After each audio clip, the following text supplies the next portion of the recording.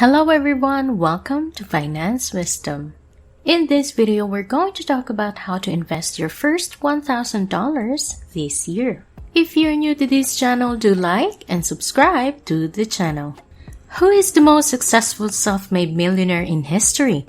They weren't all born wealthy. Instead, they worked hard and achieved their own success. The average age of billionaires throughout the globe in 2019 is 50. According to the study. In 2019, just 3% of billionaires were between the ages of 50 and 70.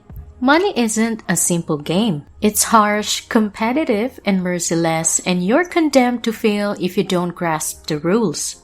Most individuals have the dilemma of working hard their whole lives but ending up destitute at the end because they don't know how to make their money create even more money. To put it another way, they have no idea how to invest. Assume you've been putting money aside and now have $1,000 in your bank account. That is a remarkable performance considering that over 70% of Americans do not even have $1,000 in their bank account. Let's imagine you're going to invest that money instead of spending it on another worthless device or a pair of shoes that you'll wear once and then store in your closet for years before ultimately throwing it away. But how can you put your first $1,000 to work for you? It is better to put your money in real estate or in the stock market. What kinds of stocks do you invest in? Is $1,000 sufficient to begin investing? We'll address all of these concerns as well as many more. So give it a thumbs up and let's get this party started. Consider the following scenario to better understand what investing is and how it works. If you worked very hard and saved $250,000, you could go to a Ferrari dealership and purchase a luxury automobile to show off how successful you are. Or you could buy real estate or a home and rent it out. Every month, you'll get at least $3,000 in your bank account. You may sell it and recoup your original investment if you decide you no longer want to get that $3,000 income every month. Indeed, the value of your investment may increase, allowing you to sell it for a bigger profit. And that is how money generates revenue. However, $1,000 will not purchase real estate. That isn't even enough for a down payment, but that doesn't mean you can't put that money to work elsewhere and expand it. The first and most obvious option is to simply deposit in a savings account and earn interest. However, why would the bank pay you to keep your money in the bank? Isn't it more appropriate for them to charge you instead? No, the bank will take your money and lend it to someone else at a higher rate. Then divide a percentage of the profit with you. In a nutshell, that's how banks operate. The only issue with this method is that the deposit account's interest rate is so low that it isn't worth it.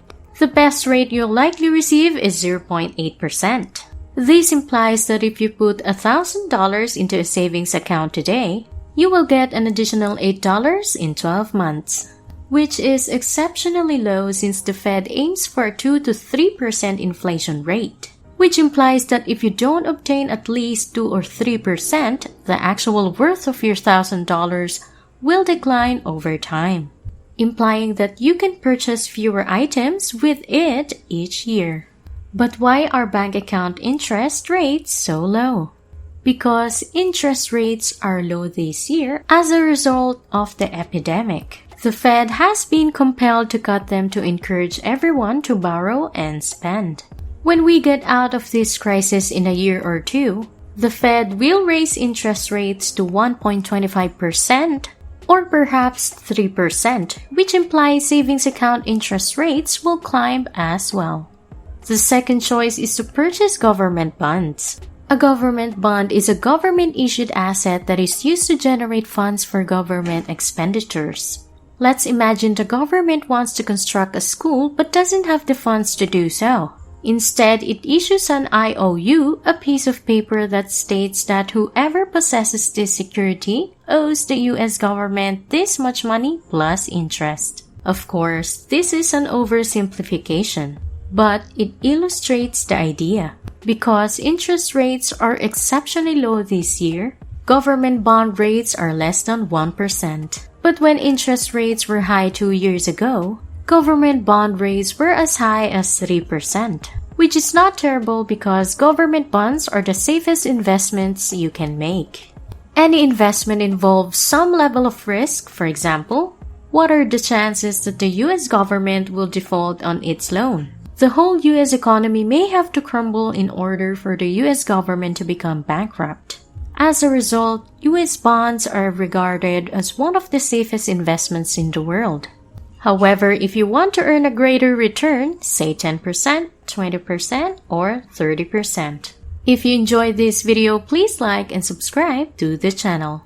The third alternative is to put money into the stock market. Amazon's stock price, for example, has surged by more than 80% this year. Google's stock price increased by about 30%. The value of Tesla's shares has risen by 721%. Yes, you did heard it correctly. 721% of everything. Why would anybody invest anywhere else when they can double or even treble their money in the stock market? Risk is the solution. There isn't much danger when it comes to government bonds, for example. It is, in reality, risk-free to some degree. When it comes to particular firms, however, there is a danger that they will fail, that they will report negative results, and that any bad news would cause the stock price to fall. The firm may introduce a product, and if the public does not like it, unfavorable headlines may result, driving the price down. Therefore, larger gains come with increased risk. Apple is a well-established corporation with a low risk of failure than Tesla, but it also has fewer opportunities for growth.